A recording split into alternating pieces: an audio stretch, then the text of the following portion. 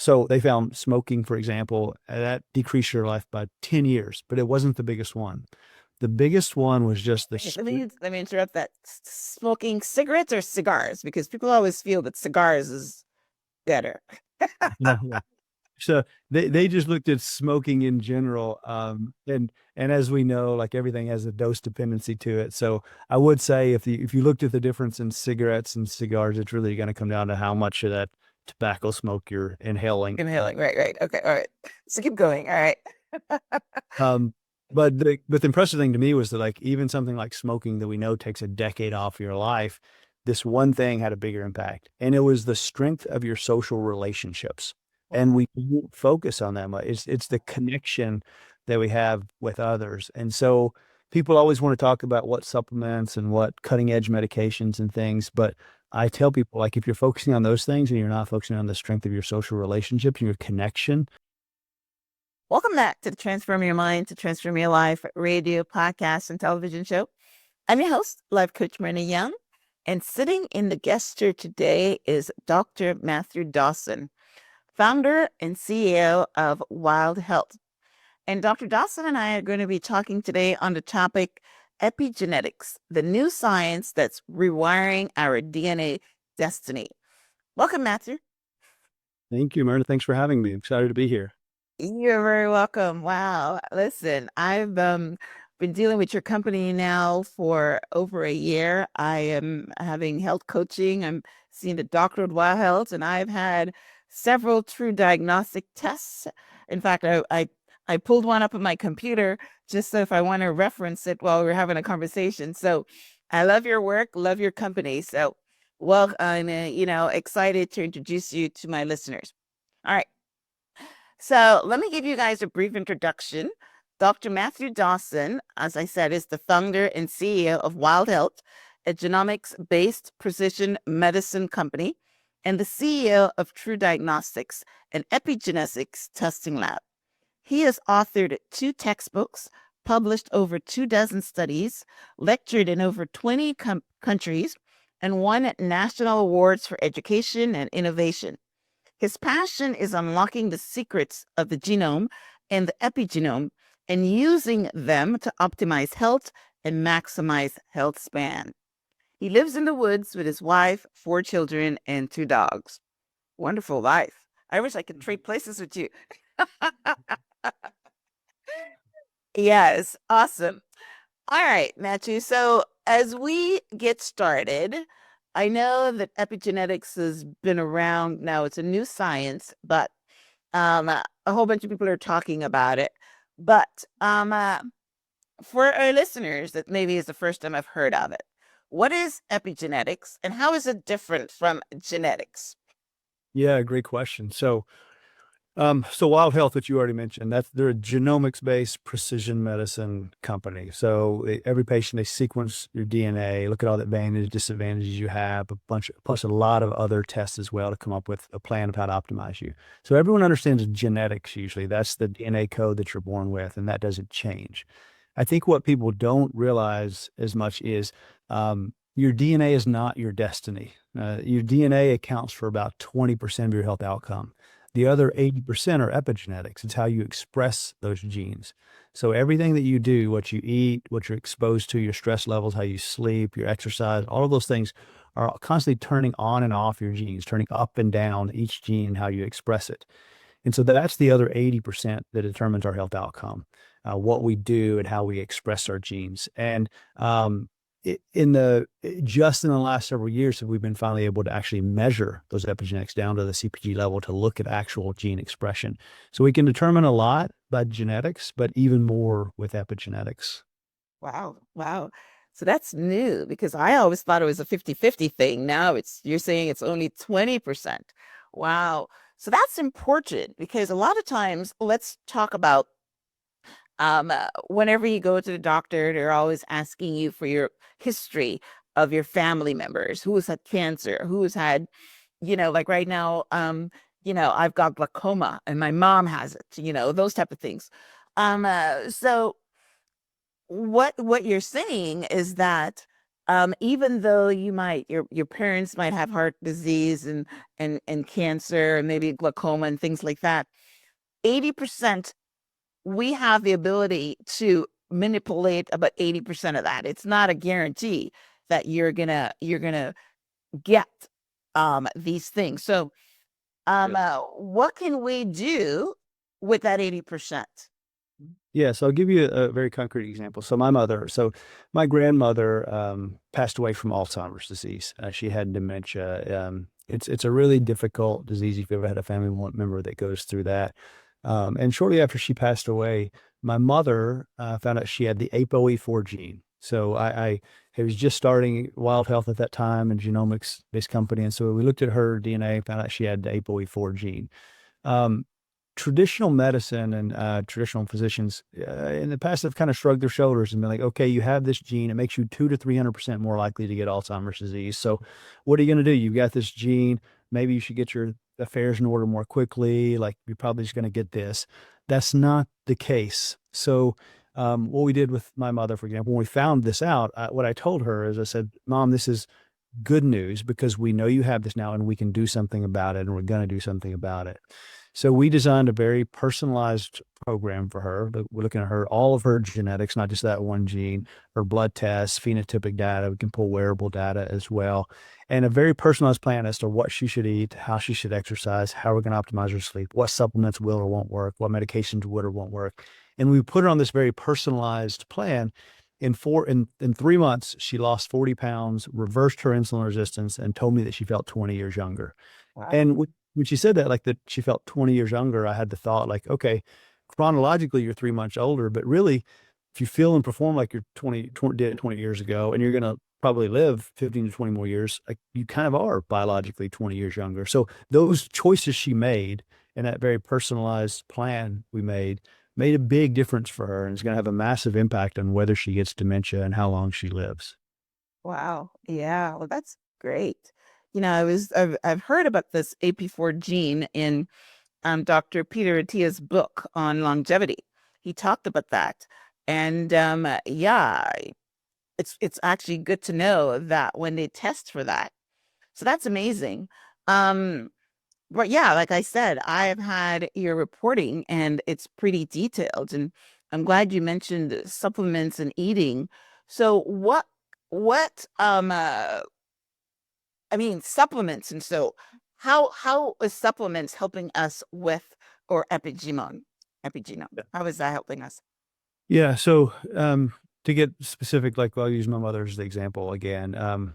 When it comes to food, because we try to solve as many problems with food as we can before we go to supplements. So like with her, I'll talk about both food and supplements.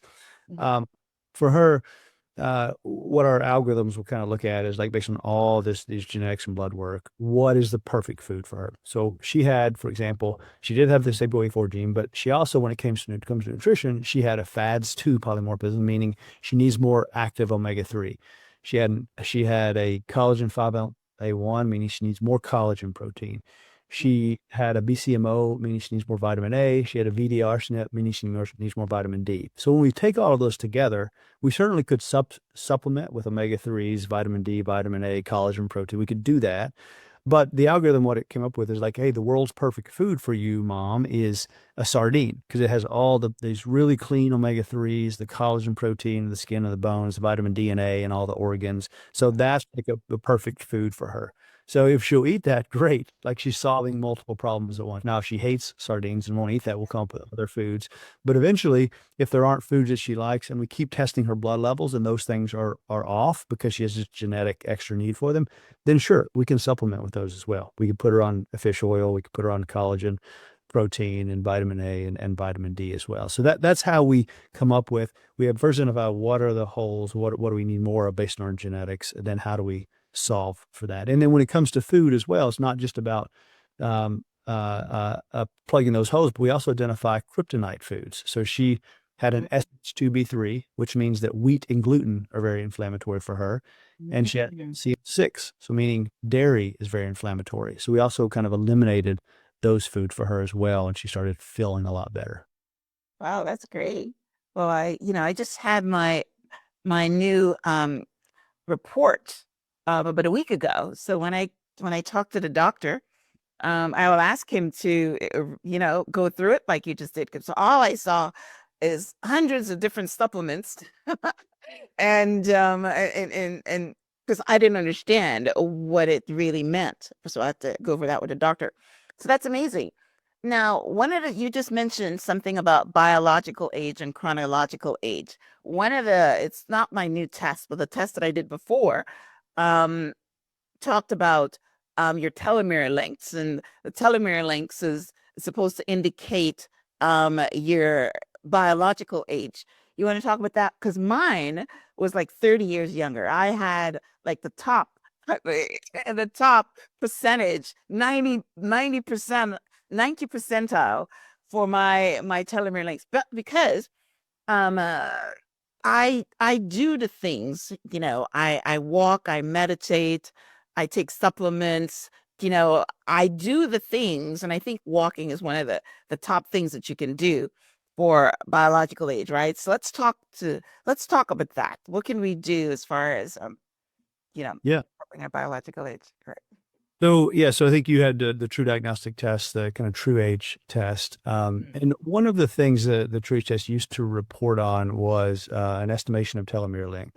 Now we used to think that that was useful and helpful. To be honest, the science around that, there are a lot of issues with telomere length relating to fluctuation over time, really kind of poor predictive power when it comes to aging things. There's tissue specific differences. So it's not the best measurement now. So I'll tell you what the best measurement is now, and then we can get into kind of what to do about it. The best measurements for biologic age and kind of predicting how long you'll live and your risk of morbidity and mortality is the epigenetic clocks. So looking at specifically gene expression, like we talked about, look at about 1 million specific gene sites, how much each one is turned up and turned down. And from that, we can derive your biologic age. And even more importantly, your pace of aging. So for a couple of years ago, I didn't really put much stock in biologic age tests at all. I didn't think they were really validated well enough, but there's several new ones that are really good. So Harvard has one called the Omic Image that they developed. That's the best predictor for how much longer you're going to live.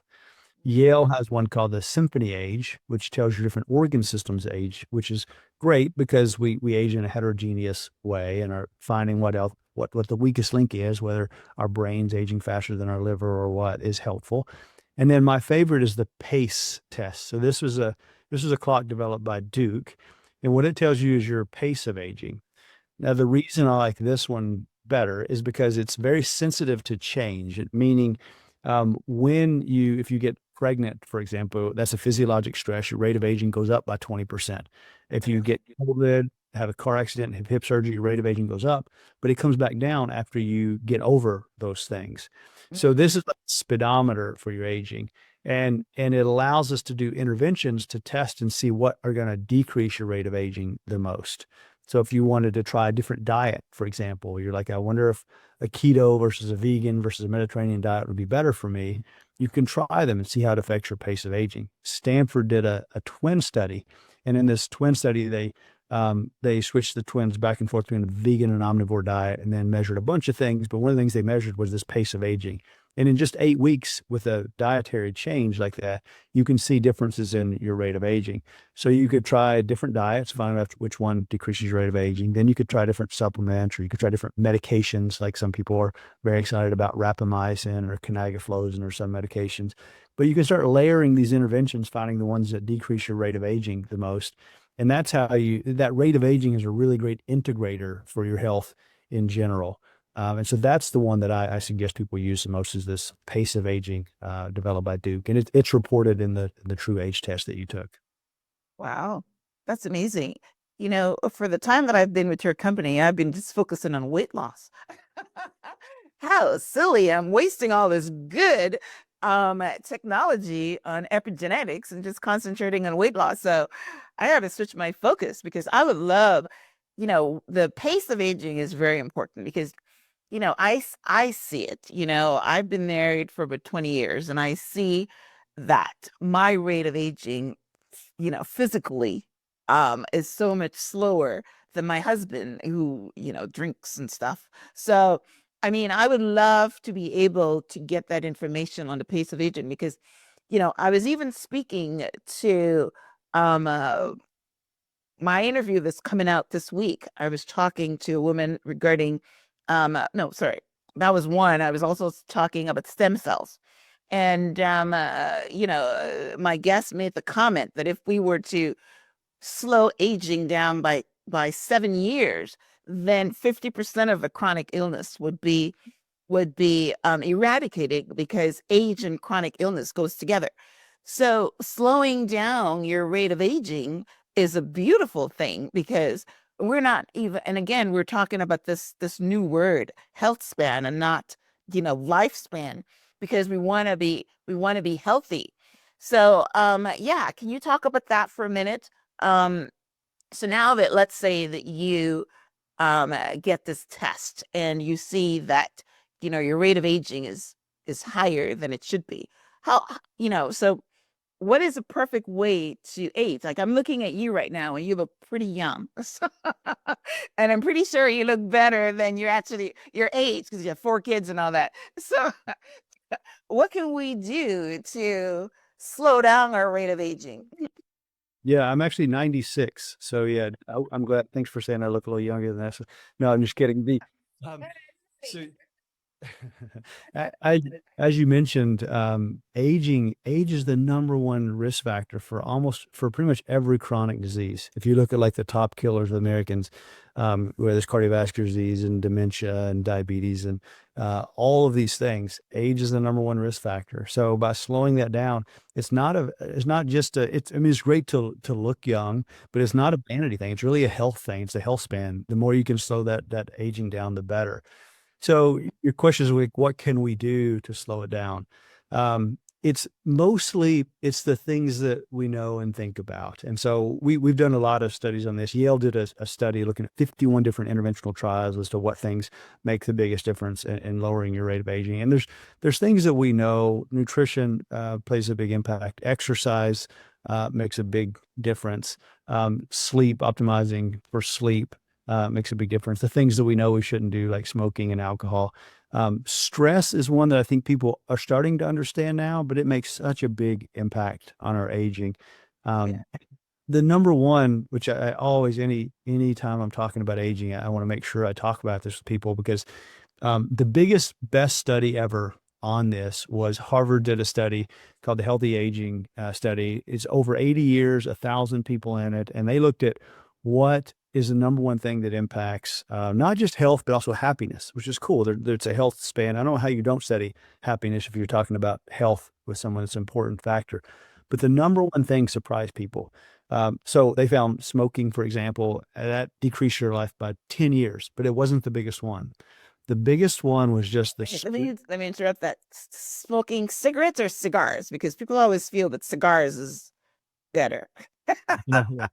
So they just looked at smoking in general, and as we know, like everything has a dose dependency to it. So I would say if you looked at the difference in cigarettes and cigars, it's really going to come down to how much of that tobacco smoke you're inhaling. Inhaling, right, right. Okay, all right. So keep going. All right. Um, but the impressive thing to me was that like even something like smoking that we know takes a decade off your life, this one thing had a bigger impact, and it was the strength of your social relationships. And we don't focus on that much. It's the connection that we have with others. And so people always want to talk about what supplements and what cutting edge medications and things, but I tell people like if you're focusing on those things and you're not focusing on the strength of your social relationships and your connection with others, like you're missing the point. And when I say connection too, I try to go a little further and say it's connection not just with others, but it's also a connection with yourself, a connection with your food, a connection with your body, a connection to maybe a higher power or something bigger than you as well. Those things make a tremendous difference when it comes to your health span and happiness. Wow. I love that. I love that. Yes, again, this is like life school for me. So I'm always in good conversations and I read a lot of books and I know that social interactions is one of the five or something things that they said that makes a complete person. Um, but to make it number one, that is amazing because what do we have now in this world? We have a lot of lonely people that have maybe a million followers, but like maybe one or two people that they're really connected to. Because when you're talking about connection, you're not talking about acquaintances. You're talking about, I mean, I think you're talking about deep connections where you can share like a level 5 kind of friendship. And yeah, connection with God or connection with a higher power, spirituality has always been important because it says that you are, the other day I was doing a meditation and I did the meditation where, because I'm aware now that I am not separate from the universe, that I'm connected to everything. So when I did this meditation, I was actually, thinking with rain, which I love, and I kind of like got into the space where I am the rain kind of thing. So I understand the connection. You live in the woods, so you're connecting to nature, and I'm assuming that's why you're living in the woods because it's nature and it's beautiful. So yeah, the connection where you're expansive, for sure. It helps with your mental health, it helps with your health span, helps with you being. I just started reading this book today about the subconscious, how you're connecting your subconscious to the world and all that. So that is great. I mean, if you guys don't take anything else from this conversation with Dr. Dawson is that connection to a higher power, connection to yourself, or connection to friends. That's amazing. So that's number one, you're saying. So and then exercise. Let's talk about walking for a minute because I think that's where my superpowers are. I walk every day for about an hour in the sunshine because I live in Florida. So how does that Yeah. work? And I'm excited to answer that, but you hit on so many good things. I just want to double click on a couple of those and switch them because I'm always thinking about the science and what does the science say about certain things as well. So, for example, you, we talked about the relationship. So there's interesting data on married couples because you're talking about the really tight relationship. Married people tend to live 7 to 10 years longer Yeah. than unmarried. I think the funny thing about that statistic is when they look at men get about 8 to 10 extra years. Women only get about 4 to 7 extra years longer when they're married to a man. So it's, and in my experience, that makes sense. So Right. Mhm. okay. With spirituality, like there are studies showing that spirituality and religious involvement are linked to increases anywhere, some studies 4 years up to 14 years difference. And there's a really big meta-analysis that showed 30 to 35% reduced risk of death of people who are attending religious services. And whether it has to do with the connection to the higher power or the connection to the people that are there, uh, Mhm. I don't know. Mhm. But it makes a difference. And then nature, like you mentioned, nature. I live in the woods. So there's a lot of studies out of Japan on this, and they found that that exposure to green spaces reduces mortality by 12 to 20%, adding several years to your life expectancy. So you specifically mentioned kind of the going for walks in nature, and just living closer to green areas like reduced death. So when I talk to people about exercise, I think walking is a great thing to do. I always like to tell people number one thing when it comes to exercise, like the most important thing to do is find something you love doing so that you're gonna do it and you're gonna do it forever. Mhm. And then once you find that, if you can weave that into some of these other things we're talking about, like walking outside in the sunshine, like you said, Mhm. or even better, walking with someone who you care about outside in the sun, like those types of things, you really That start to. connection thing. Yeah, that's good. Yes. Mhm. Yeah. I frequently, we live in the woods. We have like lots of trails. And so a lot of times we'll start the day. I'll have the team over from the company and we'll go rucking together. So like we're wearing I backpacks was with just going to talk about Rucking. We're connected yeah. already spiritually. Right. Yeah. Yeah. And what's great about that is different people can wear different amount of weight. So you have different people with different abilities. We're still together. We'll sometimes forage while we're out there. So pick different foods and things. So we're connecting to each other, connecting to our bodies, connecting to nature, connecting to our food. And you can stack these things and really start to get really big benefits for your health span. That's great.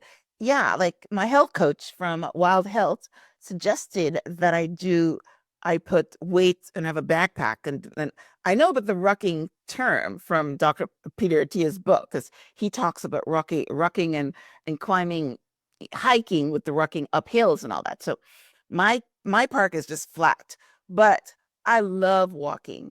I love communing with the trees. I love the sunshine. And I know that I'm supposed to go to the gym. And I just, even though I like going to the gym, I like walking better. So a lot of times in the days that I exercise 6 days a week. So when the days, my perfect schedule is 2 days a week at the gym and 4 days walking. And I would get up in the morning and I would say, I don't feel like going to the gym. I'm going to go walking. So a lot of times I switch it out. So what my health coach was saying, you can combine the weights by putting the rucking thing. And I haven't started it yet. I got a nice big rock. I just have to go and buy the backpack to put it in. But yeah, so is that why you do the weights? Is the rucking because of muscle building as well as what's the benefits of rucking, by the way? So Yeah, you nailed it. So it's a few things. So the walking is great for your cardiovascular lead, but everyone, especially women, really need to do resistance training and some strength training for muscle mass and bone loading and bone mineral density. And that's what I love about the rucking. It gives you both of those. You're doing a cardiovascular exercise. You can do it outside, and you're getting some strength training. Like with that weight on your back, you're getting some on your shoulders, some on your back, stabilize your muscles, and then the legs obviously carrying that extra weight. So you're getting both strength training, increase when it comes to kind of bone loading to increase your bone mineral density, and preserving and building muscle. So you just get a really nice combination thing when you add the weight to the walk. right, yes, yes, I love it. Yeah, so yeah, I got to start doing it. I haven't done it yet, mainly because my husband said it's going to mess up my knees. So that was a little negative input. Well, it's an interesting thought and question. So when people are worried about knees, so running, if you're running, especially like downhill, the force multiplied on your knees is massive of your body weight. The actual adding weight to the backpack doesn't increase the impact on your knees very much at all. That increased weight doesn't. It's really the speed and kind of the turnover. So if you're worried about your knees, it's really more about speed than it is weight at all. I wouldn't be worried about your knees at all. In fact, it's going to strengthen your knees and make them kind of more bulletproof if you're able to do that. Beautiful, beautiful. Thank you for that. So that's why I've hesitated that I haven't done it. But now I'm definitely going to get me. I don't walk very fast at all. So, and that's one of the reasons he said it too. He thought it would increase my heart rate and of course build some muscle and things like that. So that's great. So yeah, let's talk about Wild Health now. So what do you guys offer there? I mean, um uh, like I talk to the doctor and I get these true diagnostic tests and a whole bunch of blood work. And I mean, when I go for my blood work, there's like 12 vials, and the guy says, "Oh my gosh, you taking all this blood?" So you do a lot of testing, which is great, and then you go over the testing and kind of like you said, do a plan. And mine, like I said, mine was basically all about weight loss. So we had some tests that says that I was, in fact, my doctor at Wild Health was telling me to, because I was going down to like 1,800 calories, and he's saying, no, your test come back and says your weight, your calorie resistant. So the less calories that you take, your body thinks you're starving. So I need you to up your caloric intake. So things like that we've been focusing on. So talk about Wild Health and what you guys offer to, and then combining with the epigenetic testing. Sure. So it Wild Health, what we do is we first collect an incredible amount of information. So your DNA, we sequence your DNA, all the blood tests, like you mentioned, phenotypic data about you, other information about you that we can't measure and test. And then we bring all of that together. We developed an AI platform that we spent probably $50 million developing to be able to take all these kind of the million data points and then come up with a plan and program of what we're going to do to optimize your health. What's the perfect diet? What supplements will or won't work? How to optimize your exercise, sleep. And so all of that data we use to inform that. And then the goal is to have you live as healthy and as long as possible and feel and perform as good as you can now. And so what we focus on tends to be a little bit of what you want to focus on, what's your goals, and then also what we find as the bigger risk factors. Like we may uncover things like for my mother, we uncovered that ApoE4 gene. So she did want to lose weight, but to me, the goal for her was optimizing her brain health so she doesn't get dementia. So we focus on kind of both of those goals at the same time for her. And then it's an iterative process. So everyone does all the testing and the big report. And then they also have a doctor and a health coach that they're meeting with frequently. And then once we come up with the plan and the goals, then we'll retest and then re-meet and then continue to iterate on that plan based on what someone needs at that time. So it's a relationship. It's a very data-driven, genomic-based program. There's a relationship component and working with someone over time to optimize. Yes. So that's great. So let's get back to the supplements for a minute because we have some time. So on my report, you guys tested, like I said, a lot of supplements. Is there specific supplements that people should be taking to optimize their health? And I want to specifically talk about vitamin D3 because I was thinking there was something wrong with that report because I supplement the vitamin D3 and I walk an hour in the sunshine every day and it's telling me I'm low in my vitamin D3. So how much should you get of vitamin D3? Obviously, you need a lot of it. So talk about, the supplements. Yeah. So what supplements are recommended? It's very personalized. So it depends on what you actually need. It's a combination of genetics and blood work. So with vitamin D, for example, um, with vitamin D, there are certain genetic SNPs that make you more likely to need more vitamin D, and you may not process it well enough. But then we need to know what is your vitamin D level. And then we also need to know, like, are you in Florida in the summer or are you in Alaska in the winter, which is going to make a big difference. Now, for you specifically, also African Americans tend to have lower vitamin D levels. So you have higher melanin, which reduces kind of vitamin D synthesis. So it's not an uncommon. So just to give you an example, a Caucasian person may need to be about 15 minutes in the sun to get the same amount of vitamin D that an African American person would need to be in the sun for 30 to 45 minutes to get the same amount of vitamin D production. So that's probably why you're seeing in your report that even though you take a vitamin D supplement and you're in the sun, your vitamin D level tends to still be lower on the blood test. And so you may need to supplement with a little bit more. And traditionally, medicine is considered like less than 20 to be deficient, but really less than 30, you're still at pretty big risk. And to optimize someone, not just to make them not deficient, we want it to be about 50, over 50, which is not super easy for an African American person to be above 50 just with sunshine and diet. It's kind of tough to get there. So that's probably what you're seeing in your report. Yeah, I'm thinking, what is this thing saying?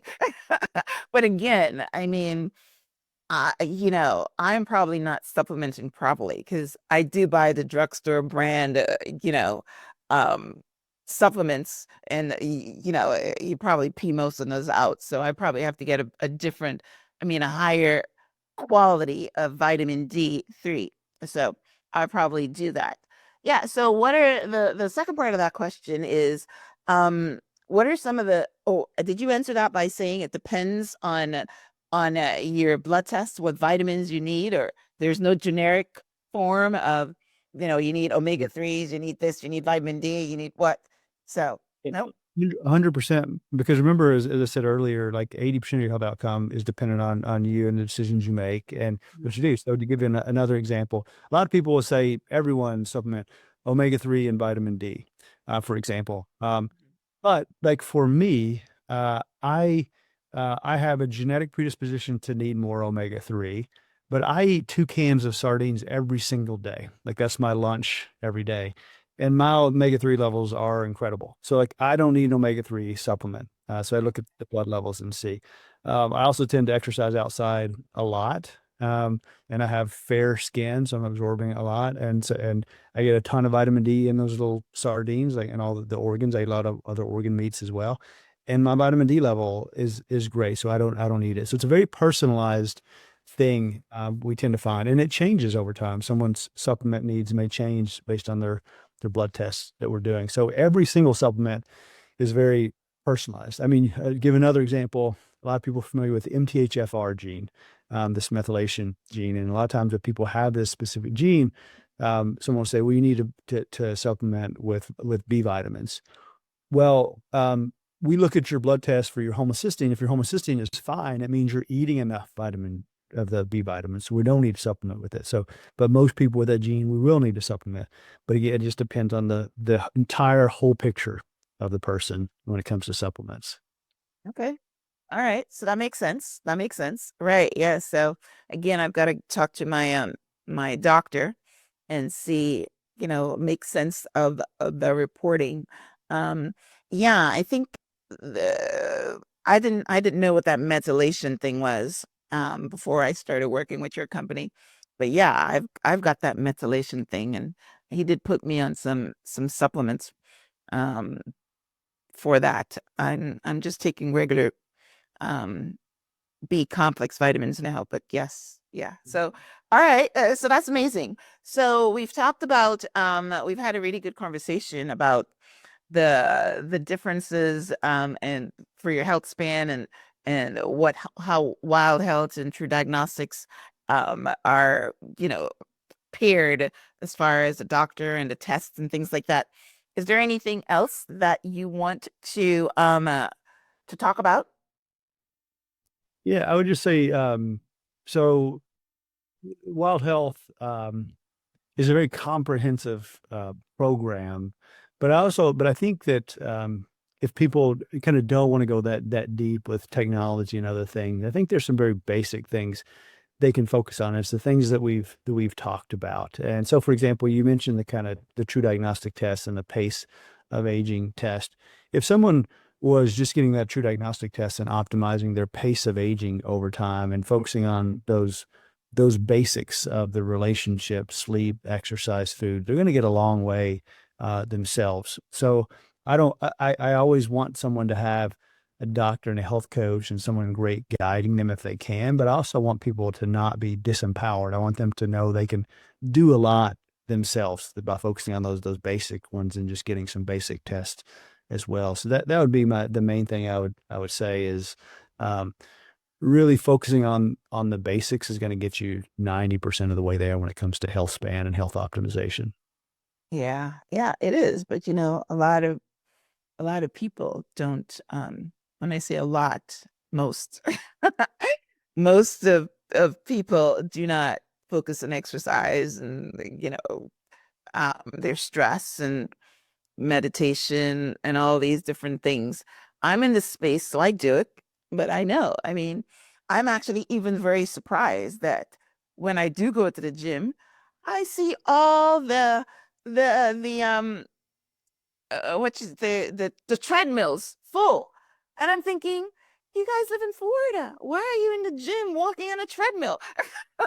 And things like that. I mean, and then, sleep. I think they said like 70% of the population, don't sleep well. So I mean, I love talking about this stuff because I'm in the space, my personal mission is for a long health span and not just lifespans. That's what I do.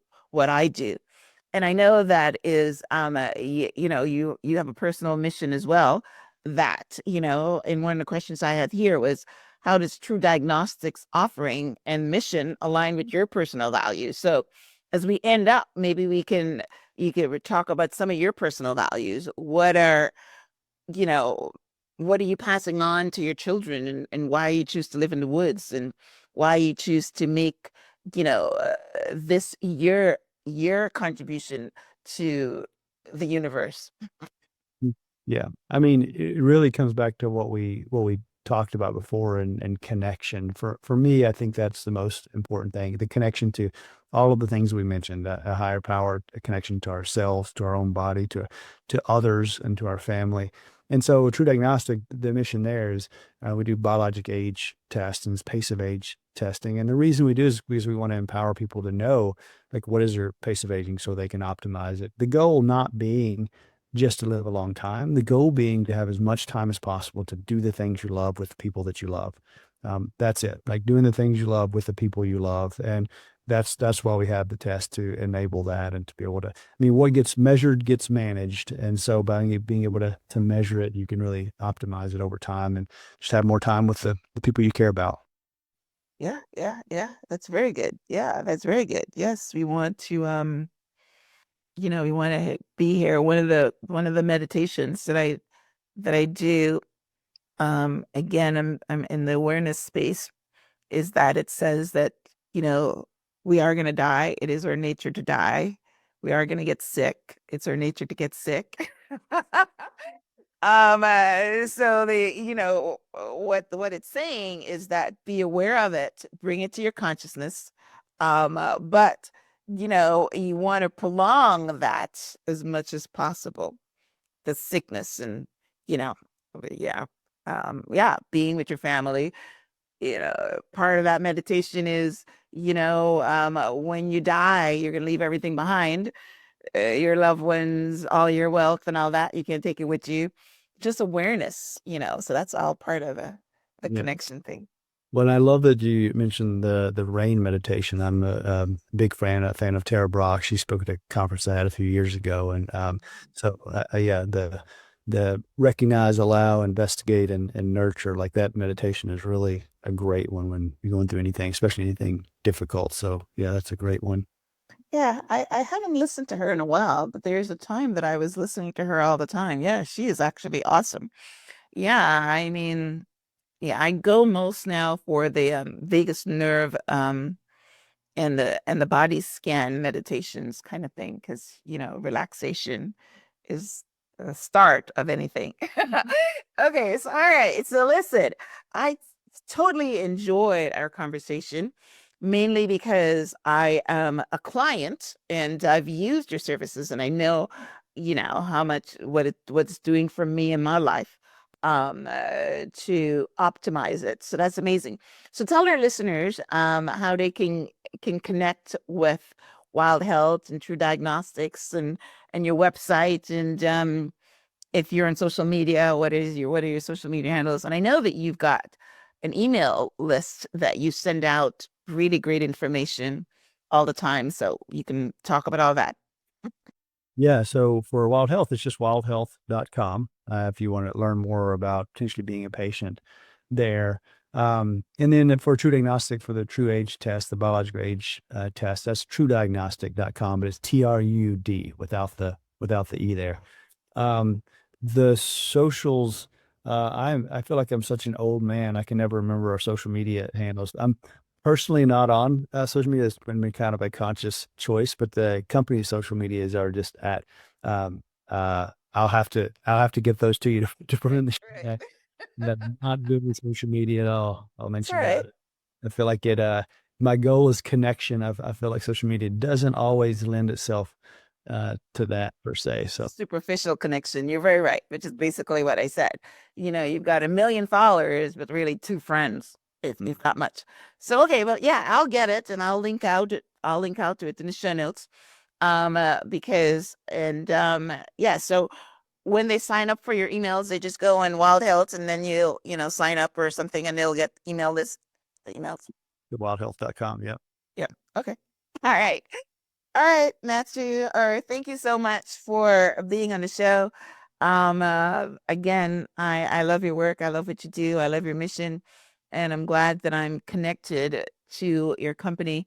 What I came out from, one of my most aha moments is the connection is the biggest one in determining your health span. So yeah, I love that. All right, guys. Well, listen, I will have a summary of my conversation with Dr. Dawson on the show page, which is myhelps.us. I will link out to both of his websites as well as his social media handle. So you guys can follow along and sign up for emails and get some of this really important information. I appreciate you guys tuning in. Appreciate Dr. Dawson.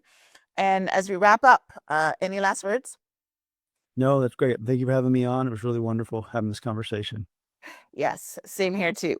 All right. Well, listen, thanks very much for tuning in to this week's episode of Transform Your Mind so you can transform your life.